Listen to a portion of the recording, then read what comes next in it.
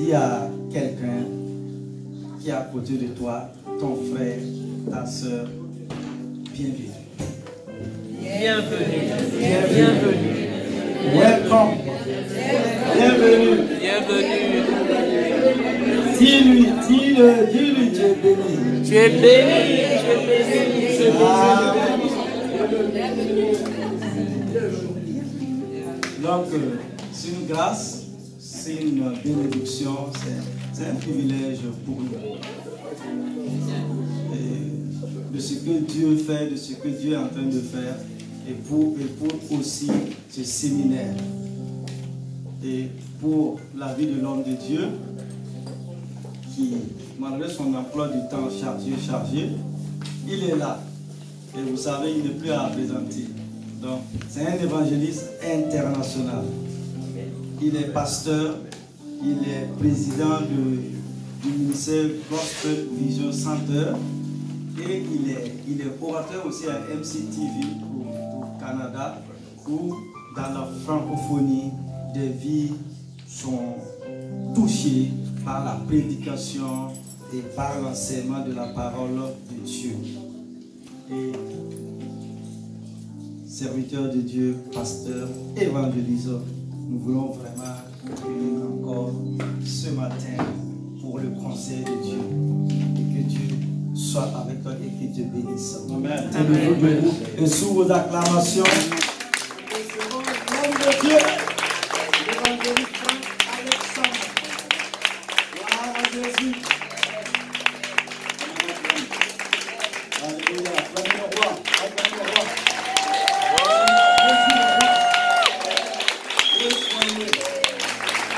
Parole de sagesse que je désire communiquer à son Église. Amen. Dieu soit béni. Je vous invite à vous asseoir. Amen. Dieu soit loué pour le moment béni que nous avons eu hier avec cette formation, je dirais, concentrée, accélérée de 20 points. 20 points touchant à l'évangélisation dans cette dynamique de la culture du royaume de Dieu. Amen. L'évangélisation implique la culture et la puissance. La puissance sans la culture du royaume n'est pas la pleine évangélisation. Mais l'évangélisation d'impact comprend la culture du royaume de Dieu avec la puissance du royaume de Dieu. Nous avons vu hier le soft power, la puissance douce, comment Dieu travaille au travers de la douceur, c'est-à-dire de l'atmosphère que l'Église génère, libère et entretient. Nous devons cultiver. C'est comme le jardinier, l'horticulteur ou le cultivateur. Il va faire en sorte de veiller à ce que le terrain soit bien préparé pour qu'il y ait la récolte, qu'il y ait ensuite les vendanges, qu'il y ait la moisson. Et le succès de la récolte dépend aussi de la clémence de la météo. Dieu soit béni lorsque le ciel est clément. Et nous nous rendons compte que lorsqu'il y a des orages de grêle, lorsqu'il y a aussi de la sécheresse, le paysan a eu beau donner tout le maximum de son énergie, mais parce que le ciel n'a pas été clément, eh bien, le paysan, l'agriculteur, le cultivateur, le maraîcher, n'a pas récolté le fruit de son travail. Je crois que le ciel est clément. Je crois que le ciel de Dieu est clément pour l'Église. Amen. Amen. Amen. Je crois que le ciel est ouvert. Dis-le à ton voisin, le ciel est ouvert. Le ciel est ouvert. Ah. Alléluia. La Bible déclare que Dieu envoie même la pluie de l'arrière-saison. Nous sommes dans cette ère, dans cette époque, dans cet âge, dans cette saison où Dieu envoie la pluie de la bénédiction. Amen. Alléluia. Dieu soit béni. Il nous faut donc préserver l'atmosphère du royaume de Dieu dans l'Église. Et en même temps nous occuper du terrain pour le transformer, prendre soin du terrain. C'est notre rôle, c'est notre responsabilité. Nous avons vu ces 20 points concernant le soft power. Nous avons vu la compassion, nous avons vu la bienveillance. Nous avons vu tous ces points tellement importants. On peut les parcourir. L'atmosphère d'amour, le sentiment de fierté, la bonne humeur. Amen. Dieu soit loué. La douceur, la culture de l'honneur. l'écoute, l'empathie, la compréhension, la compassion, la bienveillance, l'aisance relationnelle, la gentillesse, l'accueil, la lisibilité. Il y a la visibilité, il y a la lisibilité. Une église doit être vue, mais elle doit être lisible, elle doit être comprise. Quand on vient dans une église, les gens doivent comprendre qu'est-ce qui se passe, qu'est-ce qui est en train de se produire dans cette communauté, le processus, le message positif, le storytelling, le langage graphique, la première impression que nous laissons, les passerelles dans les églises, l'assimilation ou l'intégration des nouvelles âmes. Nous allons maintenant entrer dans cette deuxième phase de ce séminaire accéléré. Nous allons voir les 12 points. 12 points maintenant concernant l'évangélisation full power. Il y a aussi le full power. Dis-le à ton voisin, il y a aussi le full power. Il y a aussi le full power. Alléluia. Il y a l'évangélisation de puissance. Amen. Amen. Je vais prendre quelques instants pour me diriger vers le stand. Vous avez... merci à votre pasteur Pasteur Israël, pour son amitié. Nous sommes des collègues, mais en même temps des amis. Et quand je viens dans son assemblée, dans votre communauté, je viens toujours avec la joie au volant de ma voiture.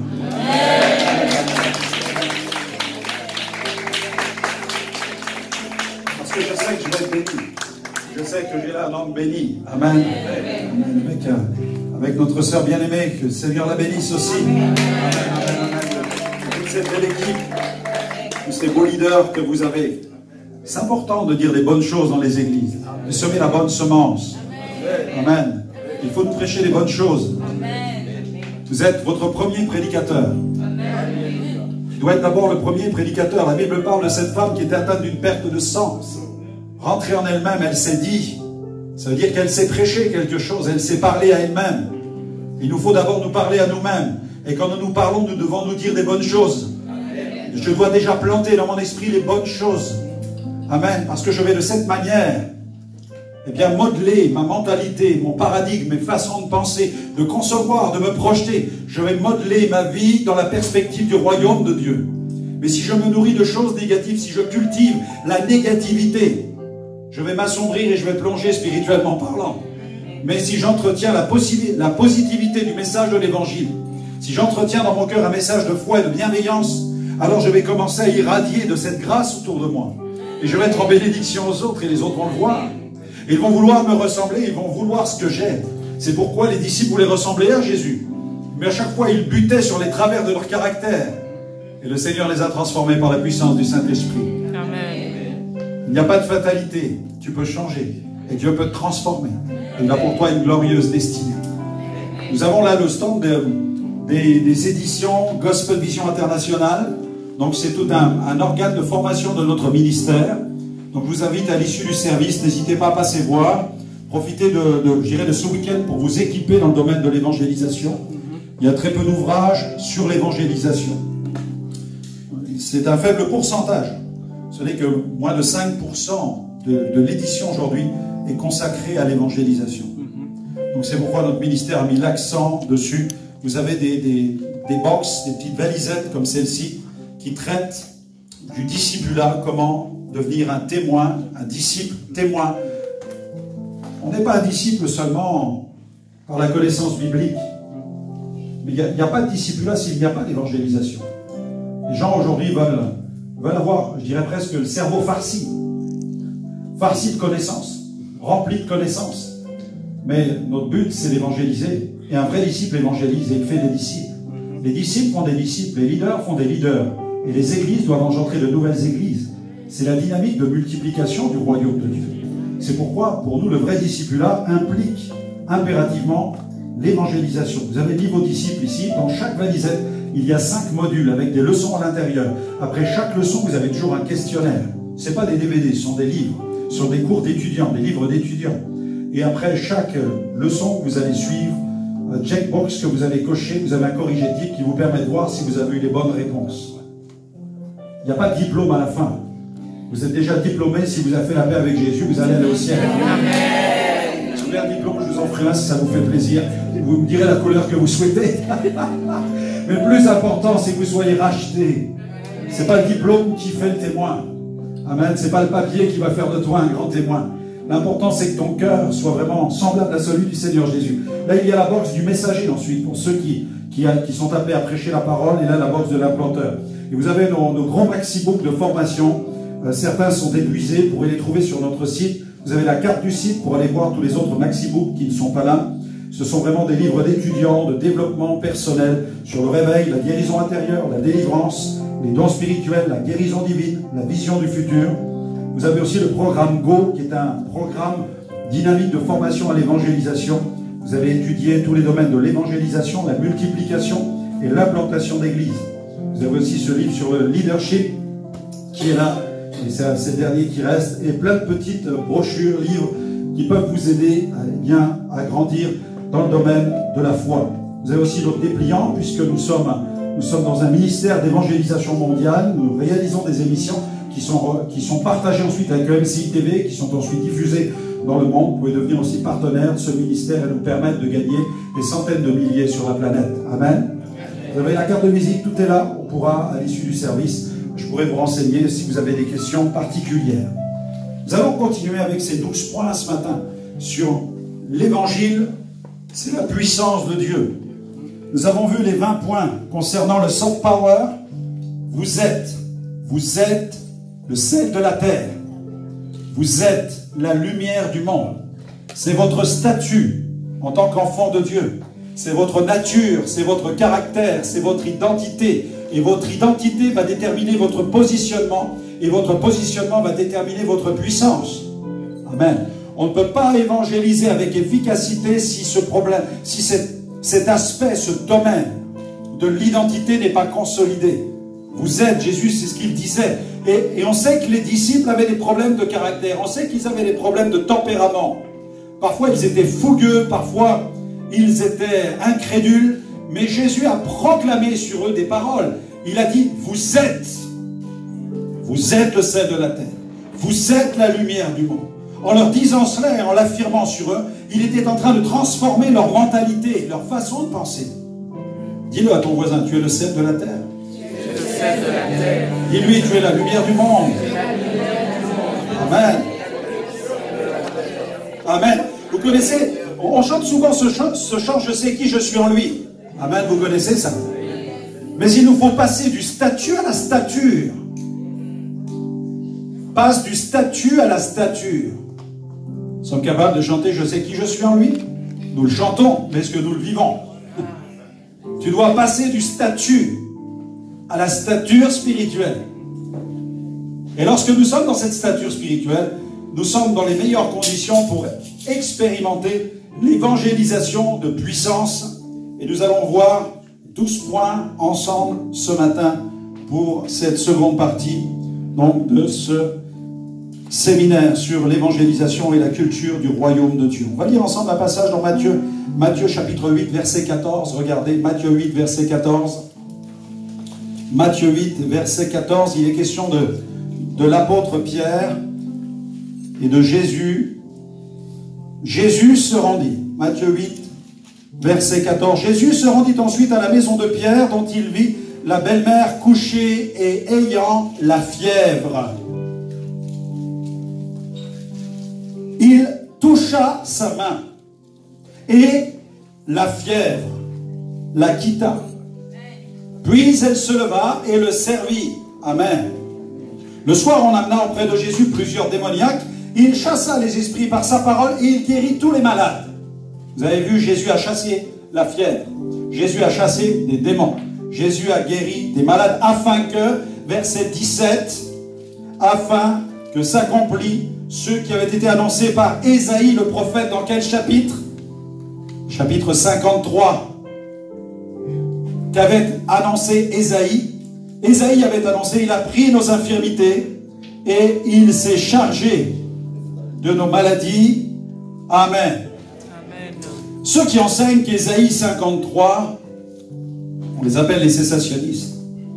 Ceux qui enseignent qu'Ésaïe 53 concerne uniquement la guérison de nos douleurs morales ou la guérison entre guillemets de nos péchés, ignorent la puissance de la parole de Dieu.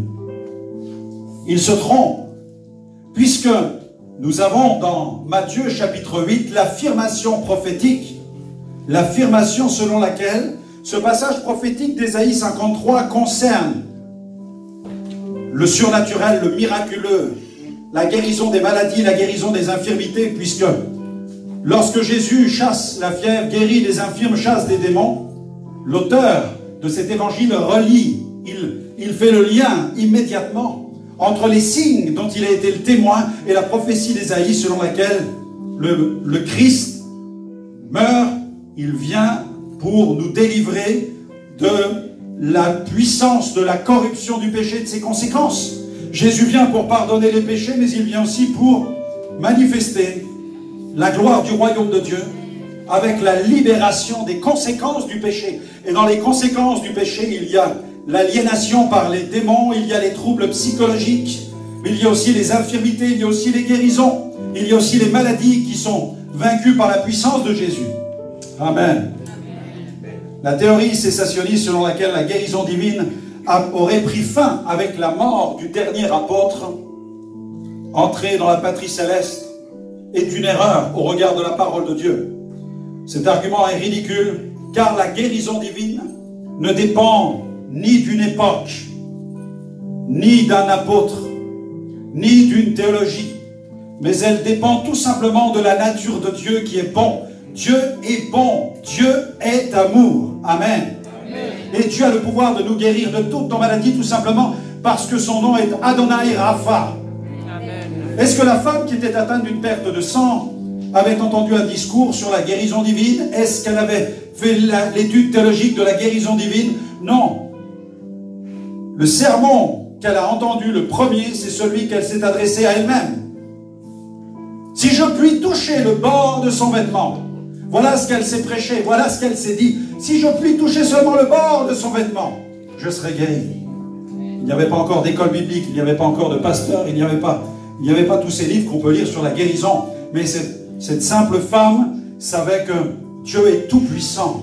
Et elle avait la foi que celui qui traversait la terre d'Israël était le Messie. Alors que la loi l'a condamné à cause de son impureté, elle a saisi le bord du vêtement de Jésus. À l'extrémité de ce vêtement, il y avait des franges. Et parmi ces franges, il y avait un cordon bleu, symbole de la loi de Moïse. Elle a saisi le cordon bleu parce qu'elle savait qu'il y avait une promesse à l'intérieur. Au sein de cette loi qui la condamnait comme étant impure, il y avait tout de même une promesse, une fenêtre d'espérance. Dans le livre du Deutéronome, où l'Éternel annonçait que le libérateur viendrait et qu'il guérirait son peuple de ses maladies. Et elle a saisi par la foi, en saisissant le bord du vêtement de Jésus, elle a saisi les promesses du Messie. Et en présence du Messie, elle savait dans son cœur, elle avait une conviction intime qui lui a été communiquée par le Saint-Esprit, qu'elle pouvait être guérie de sa maladie. D'ailleurs même, elle était guérie malgré Jésus. Parce que Jésus disait, qui me touche? Quelqu'un m'a touché, car je sais qu'une force est sortie de moi. Jésus ne lui a pas imposé les mains. Jésus n'a rien fait de particulier, si ce n'est que de se déplacer. Et alors qu'il se déplaçait, cette femme l'a touché par la foi. Cette femme est allée puiser dans le Messie sa guérison. Et le Père a glorifié le Fils. Vous avez une extraordinaire démonstration de la puissance de la Trinité dans cette guérison de cette femme à la perte de sang. Puisque Jésus, le Fils de Dieu, était rempli du Saint-Esprit et le Père a glorifié le Fils par la puissance du Saint-Esprit. Amen. Nous avons de nombreux passages dans les Écritures qui nous parlent de la guérison. Vous avez dans l'évangile de Marc, qui était la source, on peut voir la vue suivante, voilà. Dans l'évangile de Marc, qui était la source pour les évangiles de Matthieu et de Luc, il comprend 209 versets sur 666 qui traitent de la guérison divine, soit 31% de l'évangile de Marc qui traite de la guérison. Amen. Sur la totalité des 3779 versets composant les 4 évangiles, on dénombre 727 versets qui traitent de la guérison divine. Le nombre des scènes décrivant des miracles dans la Bible sont de 125. Amen. Nous allons voir maintenant tout le domaine de la guérison qui s'ouvre devant nous et dans lequel votre assemblée peut avoir un impact. Premièrement, les douleurs morales. Ne négligeons pas les douleurs morales. Nous sommes des églises charismatiques, pentecôtistes, nous croyons au surnaturel, nous aimons la guérison du boiteux à l'entrée du temple, Mais nous ne devons jamais oublier qu'il y a parmi nous beaucoup plus de souffrance morale que de souffrance physique. Dans le psaume 107, versets 1 à 7, premier domaine, les douleurs morales. Psaume 107, versets 1 à 7, prière d'un malheureux lorsqu'il est abattu et qu'il répand sa plainte devant l'Éternel. Éternel, écoute, écoute ma prière et que mon cri parvienne jusqu'à toi. Ne me cache pas ta face au jour de ma détresse. Incline vers moi ton oreille quand je crie. Hâte-toi de m'exaucer. Mon cœur est frappé et se dessèche comme l'herbe. J'oublie même de manger mon pain. Mes gémissements sont tels que mes os s'attachent à ma chair. Je ressemble au pélican du désert. Je suis comme le chat-huant des ruines. Je n'ai plus de sommeil. Et je suis comme l'oiseau solitaire sur un toit. Le cri du malheureux. Les souffrances de l'âme. Pourrions les appeler les souffrances psychologiques. Un éventail de souffrances très large. Conséquences de la solitude, conséquences de l'angoisse, de la dépression, de la peur, de divers traumatismes, la souffrance de l'âme. Nul ne comprend comme Jésus ce qu'est la souffrance morale, car Jésus a souffert moralement. Jésus a été éprouvé au plus profond de son âme, à tel point que Jésus a déclaré « Mon âme est triste jusqu'à la mort ». Son âme était tellement triste qu'elle rejoignait la mort. La souffrance d'une âme a besoin de guérison. Amen. Dans Ésaïe 50, versets 6 à 7, le Seigneur, l'Éternel, m'a ouvert l'oreille. Je n'ai point résisté. Je ne me suis point retiré en arrière. J'ai livré mon dos à ceux qui me frappaient et mes joues à ceux qui m'arrachaient la barbe. C'est un texte prophétique concernant Jésus et la scène de la passion. Je n'ai pas dérobé mon visage aux ignominies et aux crachats, mais le Seigneur l'Éternel m'a secouru. C'est pourquoi je n'ai point été déshonoré. C'est pourquoi j'ai rendu mon visage semblable à un caillou, sachant que je ne serai point confondu. Jésus a connu ce que nous appelons un baptême de souffrance. Nul n'a été autant meurtri moralement que Jésus l'a été. Parce que Jésus est venu sur la terre sans péché. Le Fils de Dieu, parfait, a donné sa vie sur la croix pour nos péchés. Mais prêtons bien l'oreille au verset 5 de ce même chapitre, toujours Ésaïe 50, verset 5, regardez. Dans Ésaïe 50, verset 5, le Seigneur l'Éternel m'a donné une langue exercée pour que je sache soutenir par la parole celui qui est abattu. Il éveille chaque matin mon oreille pour que j'écoute comme écoutent les disciples. Le Seigneur a été oint pour guérir ceux qui ont le cœur brisé, selon Ésaïe 61, selon Luc chapitre 4, dans la synagogue, quand Jésus prêche, il fait référence à ce passage d'Ésaïe 61. L'Esprit du Seigneur est sur moi parce qu'il m'a oint pour guérir ceux qui ont le cœur brisé. Amen. Amen. Non seulement Jésus a été baptisé dans la souffrance, mais il nous dit qu'il a été oint pour guérir les cœurs brisés. Et il nous dit que nous devons apprendre à écouter comme lui. Et Jésus a été tellement éprouvé qu'il était capable de connecter, de comprendre ceux qui sont éprouvés. Peut-être tu te dis, mais pourquoi Dieu permet-il tant de souffrance dans ma vie? La Bible dit, affligé pour relever ceux qui sont affligés, humilié pour relever ceux qui sont humiliés. La classe de la souffrance fait partie de cette université de la vie dans laquelle Dieu va t'apprendre à comprendre ceux qui sont éprouvés. Mais c'est une classe qu'il nous faut accepter. À l'école, certains préfèrent l'heure du sport.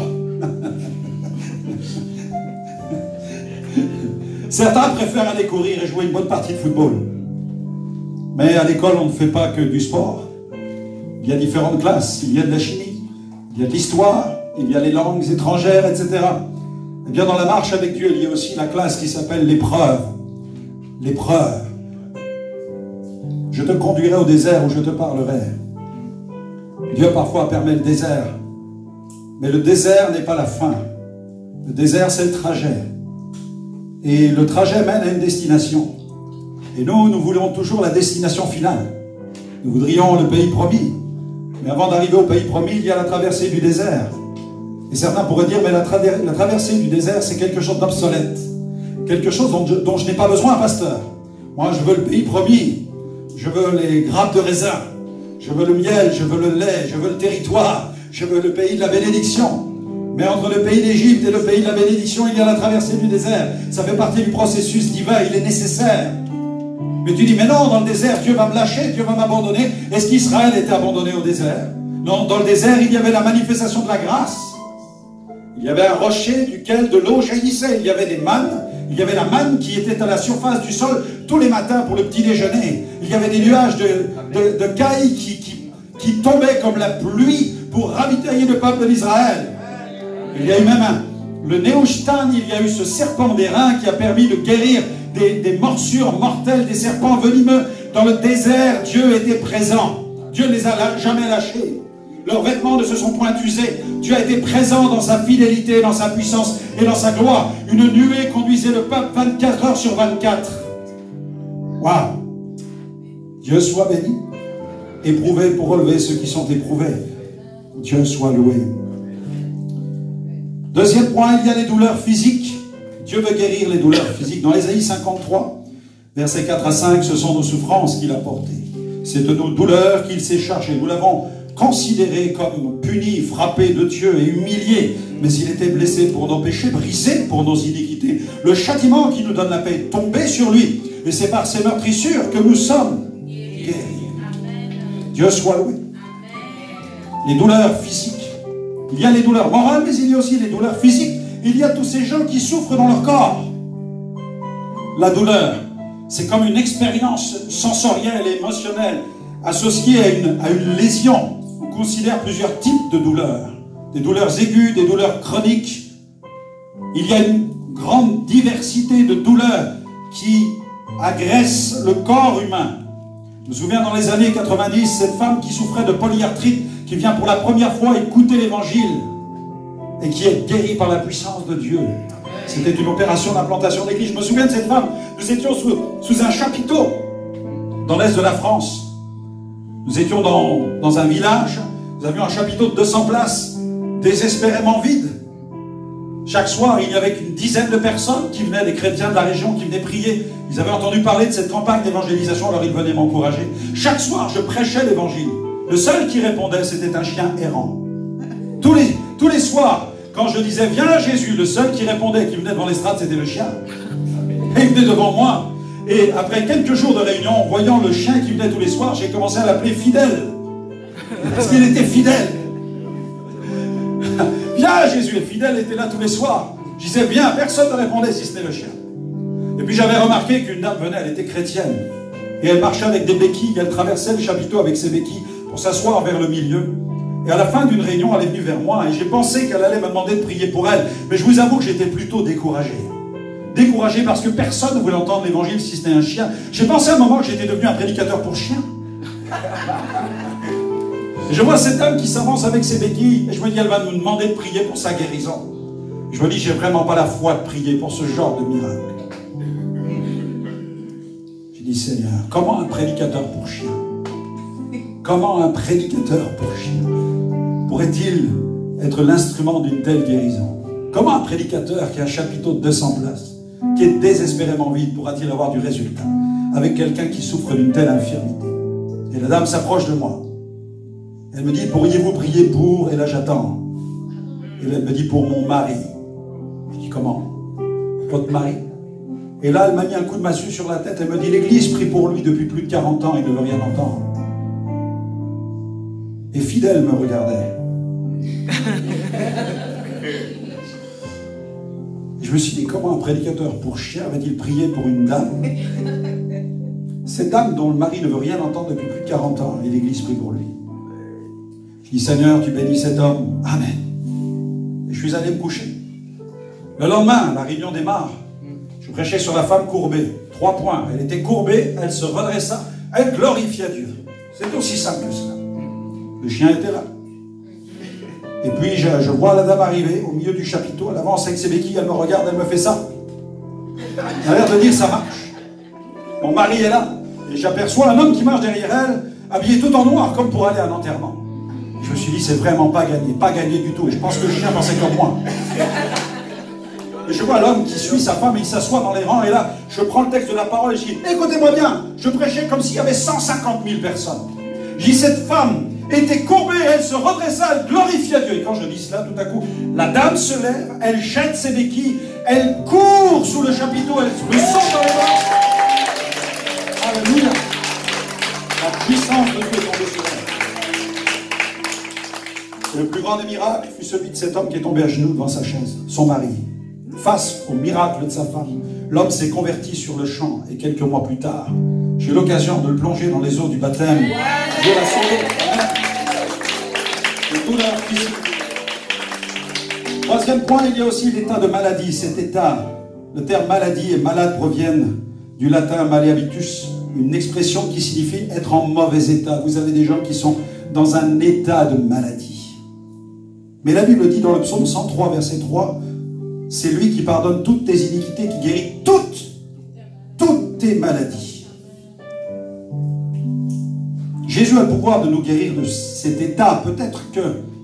Alors, il y a parfois un état de maladie sur lequel les médecins arrivent à poser un nom, mais il y a aussi des syndromes sur lesquels il n'y a même pas de nom. La personne est dans un état de maladie. Jésus a le pouvoir de la guérir. Quel que soit le caractère bénin ou malin d'une maladie, Jésus a pris sur lui, nous l'avons lu, toutes nos maladies, toutes nos douleurs, toute la puissance de la maladie à la croix a été vaincue. Tout au long de son ministère, Jésus a fait face à toutes les maladies, et quelle que fût l'infirmité ou une simple fièvre, il chassa la fièvre de la belle-mère de Pierre, nous l'avons lu immédiatement, elle se leva et elle le servit. Je me souviens de cette femme qui souffrait de la maladie de Lyme. Donc elle avait été piquée par un tic et elle souffrait de cette maladie qui touchait son système nerveux. Au moment de la prière, elle s'est écrasée sur les chaises et elle a découvert quelques jours plus tard qu'elle était guérie. Et à cause de cette maladie, elle ne pouvait pas tomber enceinte. On lui déconseillait de tomber enceinte et elle est tombée enceinte quelques mois plus tard suite à sa guérison, guérie par la puissance de Dieu. Alléluia. Dieu soit loué. Quatrième point, il y a aussi les maladies psychosomatiques. Là aussi, nous avons un angle d'attaque en tant que chrétiens. Nous pouvons prier pour les maladies psychosomatiques. Le soma, c'est le corps. Les maladies psychosomatiques, c'est l'influence du psychisme sur le corps. Certaines personnes souffrent dans leur psychisme à tel point qu'il y a un écho. Leur souffrance intérieure irradie jusque dans leur corps. Elles souffrent même physiquement. C'est ce que nous pouvons apercevoir dans la dépression, dans le burn-out. Certaines personnes souffrent tellement intérieurement que cette douleur intérieure irradie jusque dans leur corps. Mais Jésus est venu et il a guéri aussi ce type de maladie. En son temps, le psalmiste a évoqué ce lien qui existe entre l'état physique et l'état psychologique. Dans le psaume 31, verset 10, regardez, psaume 31, verset 10. Ma vie se consume dans la douleur. Ma vie se consume dans la douleur. Et mes années dans les soupirs. Ma force est épuisée à cause de mon iniquité. Et mes os dépérissent. Voyez le lien de cause à effet entre la souffrance intérieure et l'état physique.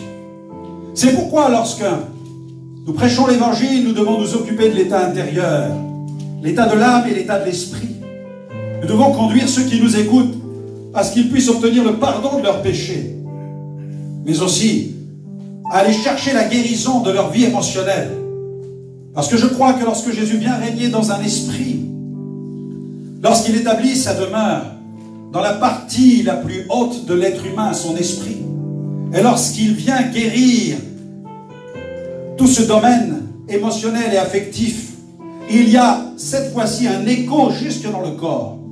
Les personnes découvrent qu'elles sont guéries de leur douleur, tout simplement parce que Jésus vient d'entrer dans leur vie pour établir son règne dans leur esprit.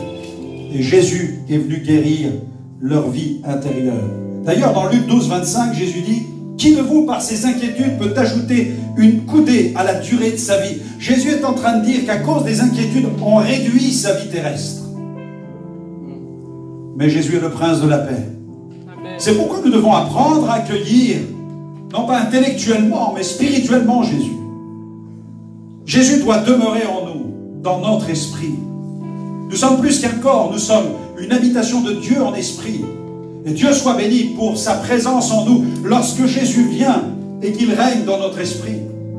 Il est capable d'apaiser tout notre potentiel émotionnel. Comme Jésus qui s'est levé dans la barque pour ordonner à la tempête de se calmer. Lorsque Jésus règne dans un esprit, il ordonne à nos émotions de se calmer. Et nous pouvons découvrir la paix et échapper à un grand nombre de maladies. Il y a aussi, 5e point, les infirmités. L'infirmité, il s'agit d'une altération définitive d'une fonction de l'organisme, d'origine congénitale ou acquise. Une altération définitive d'une fonction de l'organisme. On parle d'infirmité. Dans le cas de son ministère, Jésus a guéri des infirmes. Peut-être que c'est ton cas, tu souffres d'une infirmité. Peut-être une infirmité auditive, une infirmité visuelle, une infirmité au niveau de ton corps, de tes os. Jésus guérissait les infirmes. Dans Acte 9, versets 32 à 34, comme Pierre visitait tous les saints, il descendait à Lyde, il y trouva un homme nommé Aîné, couché sur un lit depuis 8 ans et paralytique. Pierre lui dit, Aîné, Jésus-Christ te guérit. Lève-toi et arrange ton lit. Vous imaginez la foi de Pierre, la conscience de Pierre dans ce moment particulier, comment la dynamique opérationnelle s'opère. Pierre discerne que Jésus est là. Puisqu'il lui dit, Jésus te guérit. La foi vient de quoi? De la parole. Où était la parole? En Jésus. Jésus, la parole, était avec Pierre. Et parce que Pierre évoluait dans la présence surnaturelle du Christ, il était dans la foi, porté par le don de foi, il a pu administrer une parole d'autorité, exercer le don d'opérer des miracles. C'est de cette manière que cette personne a été guérie de son infirmité. L'apôtre Paul, à Lystre, dans Acte 14, versets 8 à 9, regardez la dynamique des dons spirituels. À Lystre se tenait un homme impotent, boiteux de naissance, qui n'avait jamais marché. Il écoutait parler Paul, et Paul, fixant les regards sur lui, voyant qu'il avait la foi pour être guéri, lui dit d'une voix forte. S'il n'avait pas eu la foi pour être guéri, Paul aurait certainement gardé sa bouche fermée. Mais dans le cas présent, il fallait que ce miracle s'opère, non pas par l'imposition des mains, non pas par l'onction d'huile, non pas par la lecture dans la foi des Écritures, etc. Non, mais le miracle s'est opéré par l'exercice de dons spirituels. Paul l'a vu, et quand il l'a vu, par l'Esprit, posant son regard sur cet infirme, Paul a lu en lui, c'est-à-dire qu'il a discerné que cet homme avait une foi spéciale qui allait lui permettre à ce moment même d'expérimenter le surnaturel, voyant qu'il avait la foi pour être guéri. Donc Paul a discerné, et le discernement lui a permis de voir la situation, et parce qu'il a vu, il a pu évoluer dans la foi. Nous avons plusieurs dons spirituels qui se manifestent ici. Le don de discernement, mais aussi le don de foi et le don d'opérer des miracles, parce que la parole est sortie de la bouche de Paul. Lève-toi droit sur tes pieds. Il se leva d'un bond et marcha. Amen.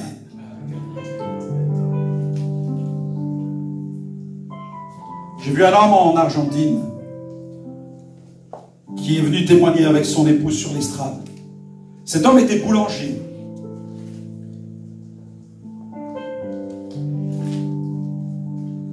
Il était venu écouter l'évangile ce soir-là. Et cet homme avait perdu son travail, ne pouvait plus nourrir sa famille. Parce que sa main avait été piégée dans le pétrin à tel point que des os avaient été broyés. Cet homme était dans le désespoir. Mais ce soir-là, il vient, il écoute l'évangile, sa foi est libérée, et tout à coup, il découvre que ses doigts refonctionnent, que la main refonctionne. Amen. Je le vois arriver sur l'estrade avec son épouse en larmes, avec l'enfant dans les bras. Comment Jésus venait tout à coup de guérir et de réparer cette main broyée. Et l'homme de nous dire devant des milliers de personnes qu'il allait reprendre son activité de boulanger, qu'il pourrait maintenant nourrir tout à nouveau sa famille.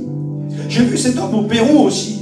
Je l'ai vu entrer avec sa famille dans le stade. L'homme était couché sur un lit, infirme, tombé d'un mur de 8 mètres. Ce maçon était infirme. Il n'y avait pas d'espoir de guérison. Sa colonne vertébrale avait été brisée. Il vivait sur un lit de souffrance. Et pendant que je prêche, je vois un homme qui sort tout à coup des gradins et qui vient vers moi. Tout en marchant, il vient devant l'estrade et je vois la famille qui court derrière et qui pousse des hurlements. L'homme était guéri par la puissance de Dieu, de son infirmité. Des dizaines, nous en avons vu dans le monde, touchés par la puissance de Dieu de cette manière. En France aussi, la puissance de Dieu peut être libérée à tout moment. Alléluia. 6e point, la mauvaise hygiène de vie. La mauvaise hygiène de vie. Là aussi, il y a une voie de guérison, si nous prenons soin de notre corps. Tu ne peux pas aspirer à la guérison divine si tu fais barbecue 3 fois par jour. Non. Il faut raison garder. Aujourd'hui, nous avons des campagnes d'information à la télévision qui nous mettent en garde sur la consommation de gras, de sel et de sucre. Ce sont des puissances qui sont des éléments qui à un certain moment ne sont plus nutritifs, mais qui sont toxiques. Parce que pris à haute dose, ils détruisent notre organisme au lieu de l'entretenir. Il nous faut user de sagesse dans tout ce que nous consommons. Cela vous évitera de demander la prière du pasteur un jour pour un ulcère à l'estomac, pour le diabète, pour toutes sortes de choses. Si vous faites attention dès maintenant, vous pouvez préserver votre avenir. Et nous oublions de le prêcher dans les églises. Il y a des guérisons, je dirais, qui sont là, qui sont obtenues d'office, qui nous sont accordées d'office, si nous veillons sur notre hygiène de vie. Regardez Galates chapitre 5, verset 19, 21 et 24.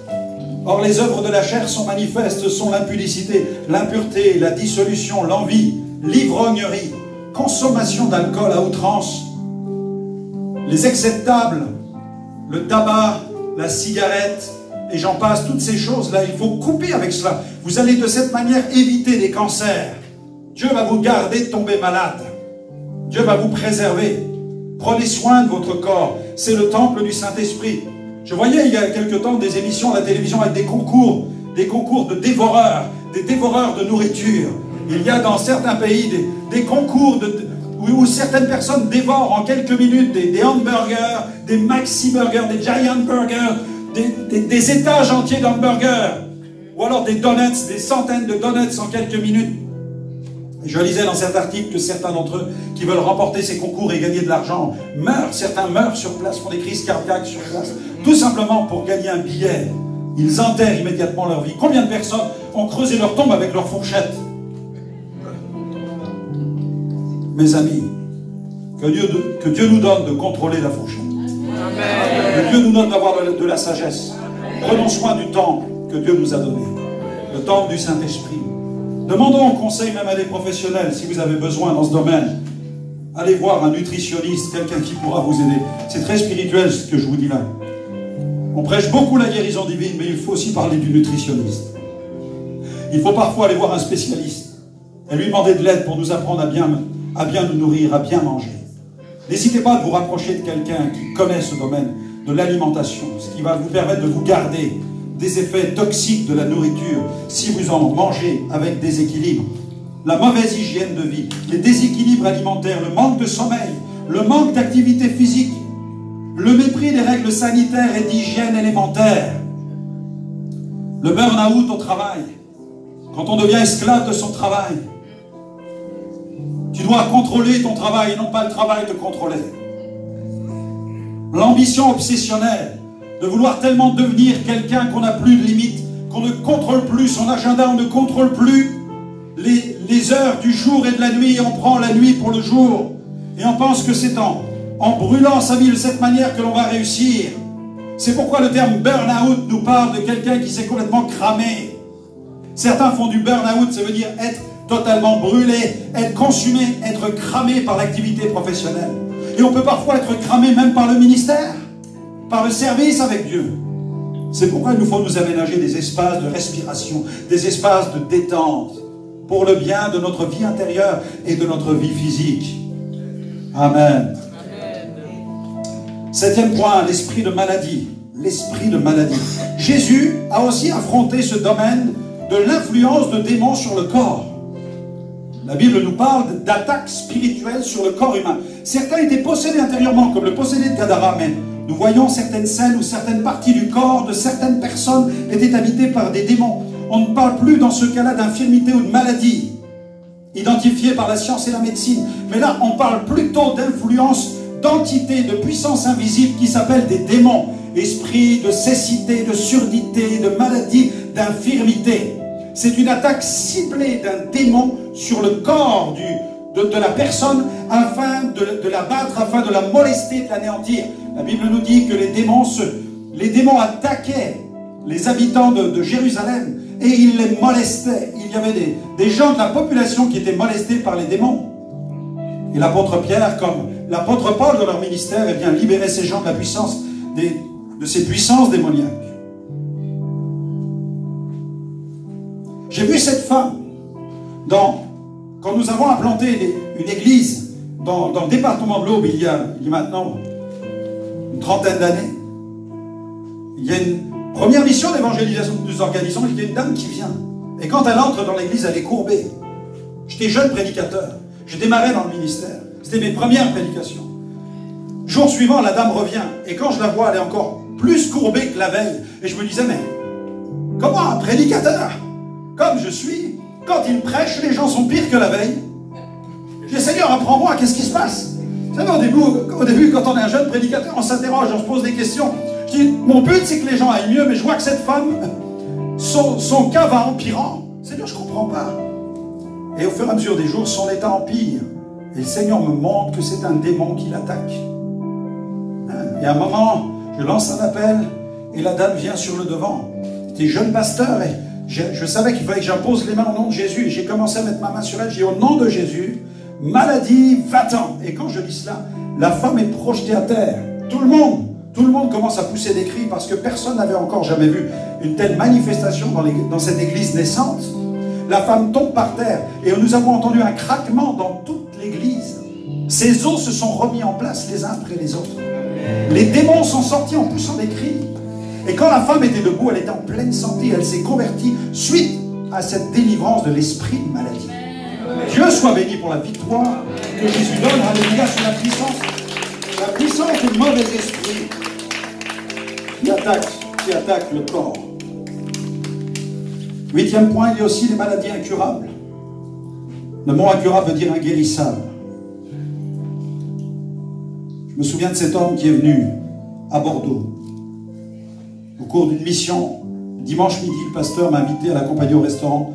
Et là, au moment de quitter l'établissement, un homme m'interpelle dans le restaurant. Il me reconnaît. Et il prenait son repas avec plusieurs membres de sa famille, des chrétiens évangéliques. Et donc, en présence du pasteur, il vient pour me remercier d'avoir prié pour sa maman au cours d'un appel à la guérison qui avait eu lieu 3 années auparavant. Vous imaginez, vous êtes en train de manger au restaurant, vous vous levez, quelqu'un vous interpelle, il vous reconnaît. Et puis, pasteur, je vous reconnais, je voudrais vous remercier. Il dit, mais de quoi? Il y a 3 ans, vous avez prié pour ma mère. Elle est atteinte d'un cancer. Le cancer avait été estimé incurable par la médecine. Il dit, ma mère a été guérie par la puissance de Dieu. Alléluia. Même la maladie incurable. Peut-être tu as reçu un diagnostic, on t'a dit, mais ce dont tu souffres est incurable. Tu le reçois scientifiquement, le médecin a raison. Scientifiquement, le médecin a raison. Ne dis pas que le médecin a tort. Le médecin fait le bon diagnostic, il a estimé que c'est incurable. Médicalement parlant, il a certainement raison. Mais Job déclare dans le livre de Job que Dieu n'a pas dit son dernier mot et qu'il est le dernier qui se lèvera sur la terre. Amen. Dire que Dieu, la science peut dire, et nous bénissons Dieu pour tous les efforts de la science. Mais à un moment, face à la science, c'est comme si Dieu lève le doigt et dit, attendez, j'ai quelque chose à dire. Est-ce que je peux intervenir? C'est comme si Dieu dit, attendez, j'ai quelque chose à dire. Et vous qui nous écoutez maintenant sur les réseaux, peut-être que vous dites, mais moi aussi je suis incurable. Mais c'est comme si Dieu levait la main et disait, attendez, j'ai peut-être quelque chose à dire. J'ai quelque chose à faire. Je suis capable d'accomplir un miracle. Je suis capable de guérir, de délivrer, de secourir, d'accomplir une œuvre impossible. Le meilleur moyen de réaliser l'impossible, c'est de croire que c'est possible. Amen. Dieu soit béni. Il guérit les maladies incurables. À Dieu soit la gloire. Oui. Alléluia. 9e point, le traumatisme. Il y a aussi des traumatismes. Traumatisme psychique, psychotraumatique, traumatisme psychologique, à la suite d'actes dont on a souffert. Harcèlement moral, agression physique, humiliation verbale, viol, perte d'un être cher, une maladie sévère, de la violence conjugale, l'exposition même parfois à une scène traumatique. Il y a aussi le sentiment d'abandon, le fait d'avoir été abandonné, le fait d'avoir été le témoin d'une catastrophe, le fait d'avoir été victime de la guerre. Toutes ces scènes, toutes ces choses impactent des traumatismes dans notre vie intérieure. Mais j'aime ce passage où il dit que Jésus est venu pour guérir les cœurs brisés. Amen. Les cœurs brisés dans Luc 4, verset 18. Le terme brisé, il vient pour guérir ceux qui ont le cœur brisé.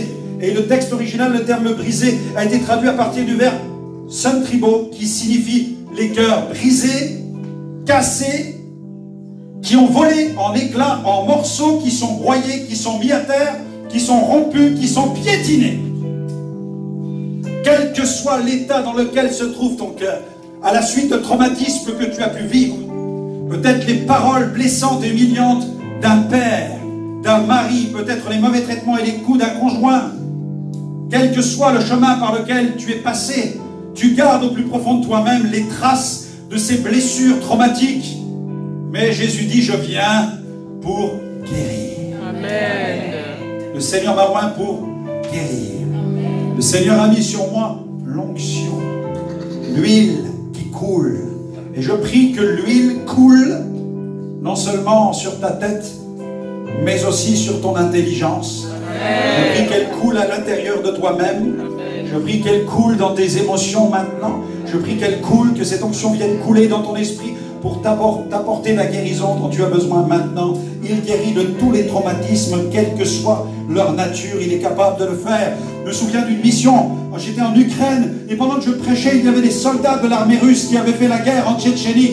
Cela remonte au début des années 2000, et j'avais en face de moi des anciens soldats de l'armée russe qui étaient à genoux, qui poussaient des hurlements, parce qu'ils avaient commis des actes abominables pendant la guerre de Tchétchénie.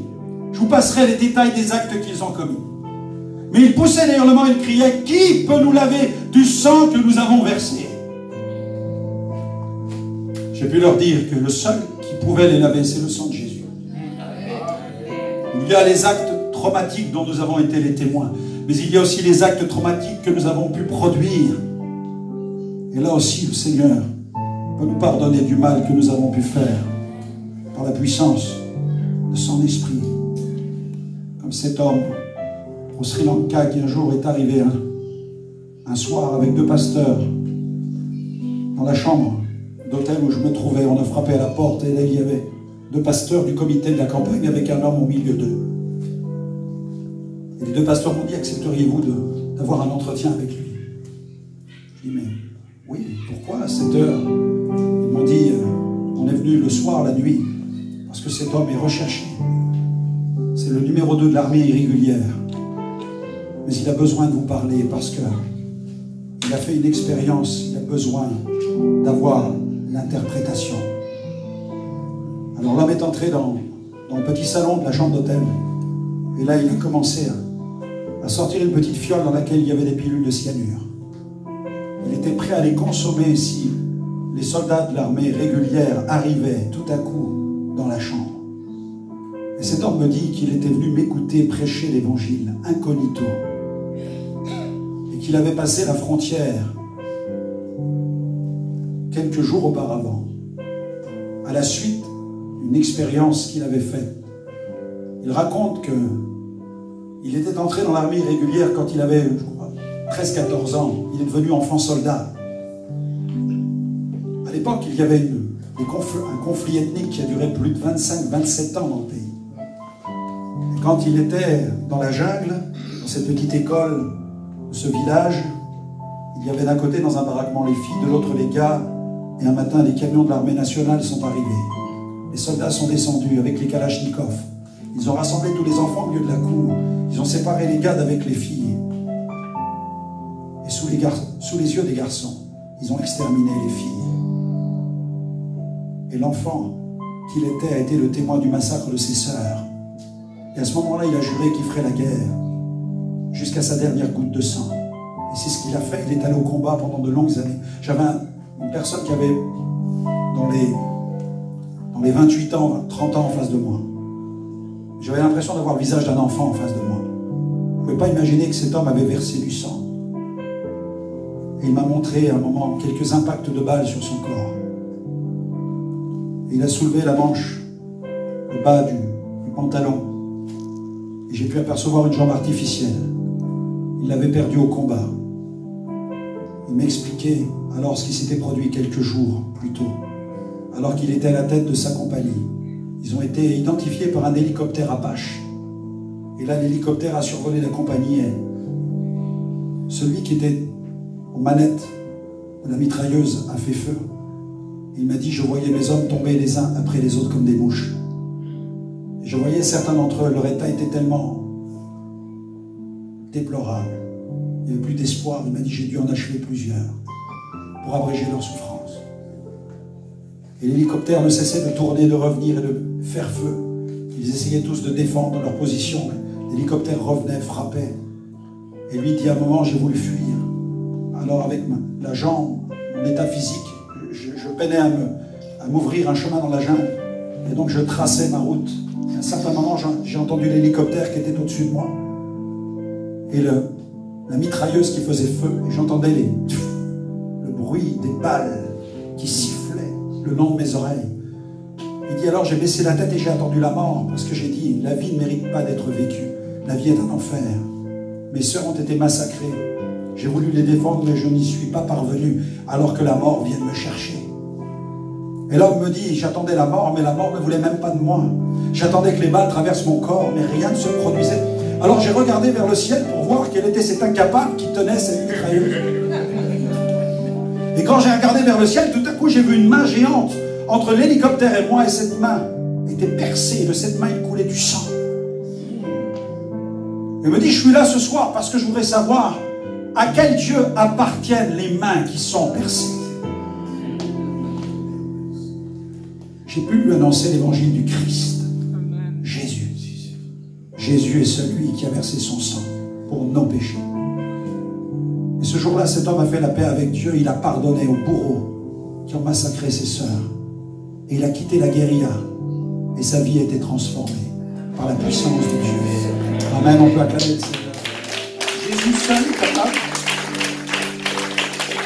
Jésus seul est capable de guérir des plus profonds traumatismes. 10e point, il y a le coma. Le coma, c'est une abolition plus ou moins complète des fonctions de la vie, de la relation d'une personne, sa conscience, sa mobilité, sa sensibilité.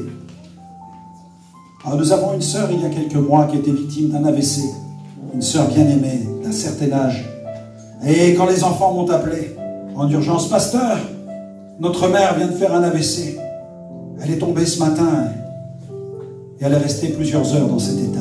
Et vous savez que pour récupérer d'un AVC, il faut qu'il soit pris au plus vite. En moins d'une heure, 30 à 45 minutes, il faut intervenir le plus vite possible. Si un jour vous êtes témoin d'un AVC, réagissez rapidement, appelez les secours rapidement. De cette manière, vous allez sauver au maximum les capacités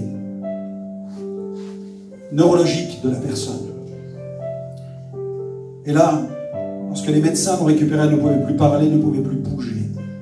Et le diagnostic était...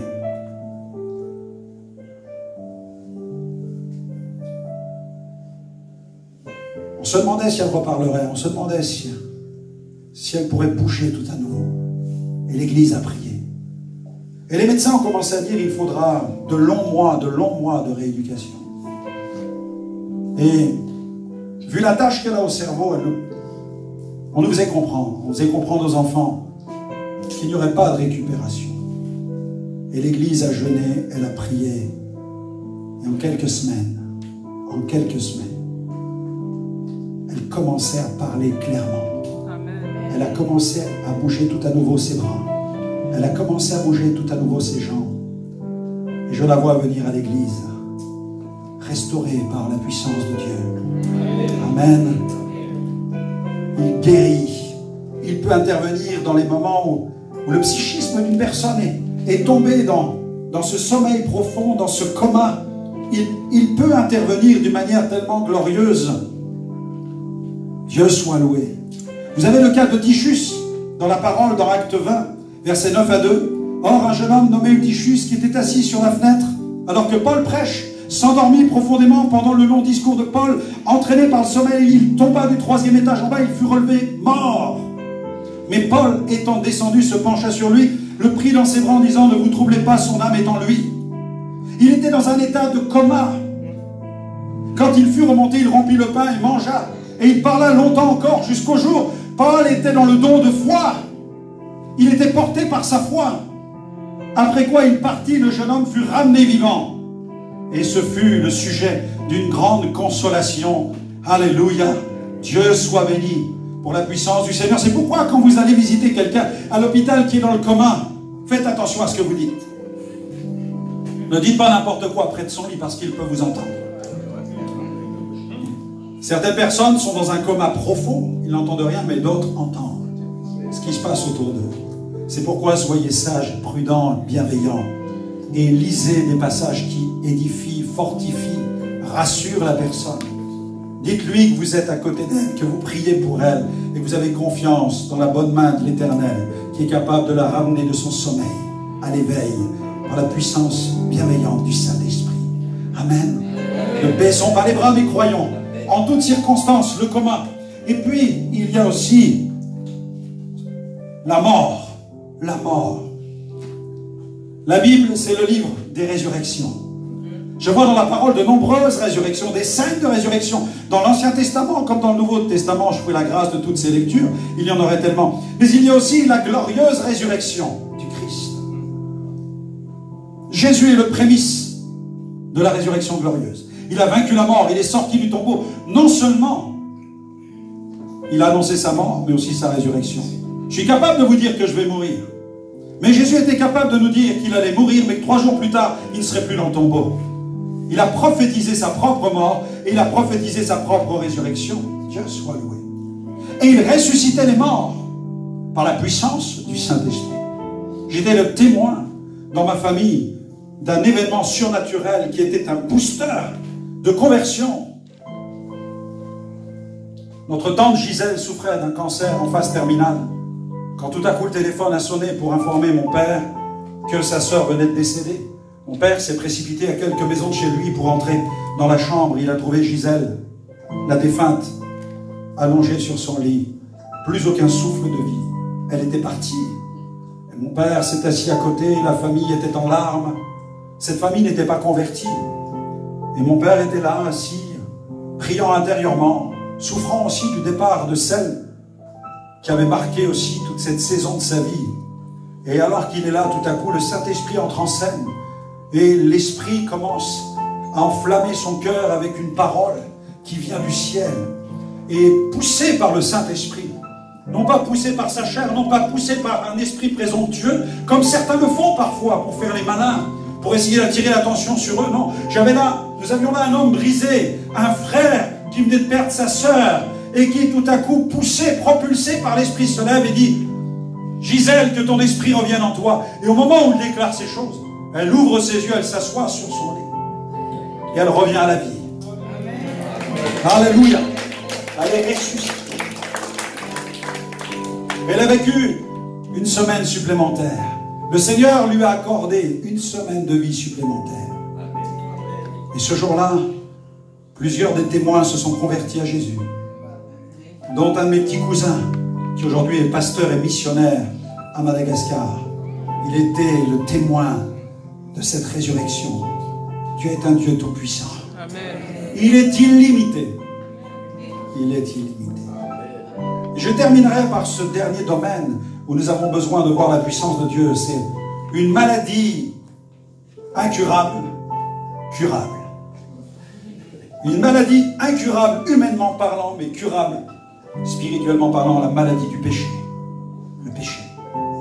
C'est pire que toute espèce de traumatisme, d'infirmité, de maladie, d'état de maladie, d'esprit de maladie. Pire que tout, ça s'appelle le péché. Parce que le péché ne vous envoie pas seulement à la mort et au tombeau, mais il vous envoie en enfer. Jésus est mort sur la croix pour nos péchés. Il a pris sur lui la peine de nos péchés. Le châtiment qui nous donne la paix est tombé sur lui par ses meurtrissures. Nous sommes aussi guéris du péché et des conséquences du péché. Il pardonne, il purifie, il nettoie. Il nous donne un cœur nouveau, une vie nouvelle. C'est le plus grand des miracles. Il n'y a pas de plus grand miracle. Des fois, j'entends les chrétiens me dire, pasteur, ah, c'est beau ce que vous vivez. Et ils me disent, moi, je n'ai jamais expérimenté de miracle. Mais il n'y a pas plus miraculeux que quelqu'un qui était mort et qui est venu à la vie en Jésus-Christ. Il n'y a pas plus miraculeux que quelqu'un qui est passé des ténèbres à la lumière, de l'incrédulité à la foi. Si quelqu'un est dans le Christ, 2 Corinthiens 5, 17, il est une nouvelle création. Les choses anciennes sont passées, voici toutes choses sont devenues nouvelles. Le miracle de la venue de l'Esprit de Jésus qui vient fusionner avec le nôtre. La Bible dit, nous étions morts dans nos péchés, mais nous avons été rendus à la vie avec le Christ. Jésus vient s'établir dans mon esprit. Il règne dans mon esprit. Je suis participant de la nature divine. Je suis une nouvelle création. Je suis une créature d'un nouveau genre. Un genre divin. Dieu soit béni. Et je suis un agent du royaume de Dieu. Pardonné de mes péchés. Je peux proclamer le message du salut avec Dieu, produisant la sidération chez les anges. Les anges qui cherchent à plonger leur regard dans cet évangile. Et ça les met sans dessus dessous. Parce qu'ils vivent dans la gloire avec Dieu. Et ils se disent, mais comment des êtres marqués par la corruption, des êtres déchus, peuvent-ils revenir dans une communion avec Dieu, malgré leur état, cet état dans lequel ils se trouvaient? Et comment peuvent-ils accéder au trône de la grâce, se tourner vers le Père? Quel mystère! La grâce de Dieu. La grâce. Oh Seigneur, merci. Merci Seigneur pour l'action du Saint-Esprit. Merci pour ce flot de guérison. Merci pour ces 12 domaines dans lesquels tu nous attends, Seigneur, pour expérimenter la manifestation de la grâce de Dieu, du miraculeux, de la gloire de Dieu. Alléluia. Oh Seigneur, je te prie pour celui, pour celle qui a besoin d'être pardonné de ses péchés. Si quelqu'un, ce matin, a besoin d'être pardonné de ses péchés, tout simplement, tu lèves ta main à ta place, je vais prier pour toi. Oui, je vois. Plusieurs mains se lèvent. Plusieurs mains se lèvent. Là, tu peux t'approcher du Père et dire, Père, Père, pardonne-moi. Pardonne mes fautes. Dis-lui de ta bouche, confesse de ta bouche, pardonne-moi, Seigneur. Purifie-moi, Seigneur. Lave mon cœur de toute espèce de péché. Je prends l'engagement de m'en détourner. La Bible dit que celui qui ne se détourne pas de ses péchés ne peut pas prospérer. Mais celui qui les confesse et les abandonne, il va prospérer. Alors confesse ton péché, mais abandonne-le aussi. Et tu vas pouvoir prospérer sur le plan spirituel. Dieu soit béni. Je reçois en cet instant le pardon de mes péchés. Dis le Père, je reçois le pardon de mes péchés. Je reçois en cet instant le pardon de mes péchés. Je déclare que je suis pardonné. Il n'y a plus de mur de séparation entre moi et toi. Je suis pardonné, Père, et je t'en remercie. Je suis lavé maintenant, je suis purifié. Je suis blanc comme la neige. Oh, merci. Merci pour la pureté, pour la sainteté que tu déverses en moi. Je suis juste, justifié. Je peux le déclarer, tu me rends juste. Tu me vois, Père, au travers du sang de la justice de Christ. Quand tu me regardes, tu ne vois plus les péchés que j'ai commis. Mais tu vois ce vêtement de justice que tu mets sur moi. Tu me couvres d'un vêtement de justice au nom de Jésus. Amen. Amen. Amen. Amen.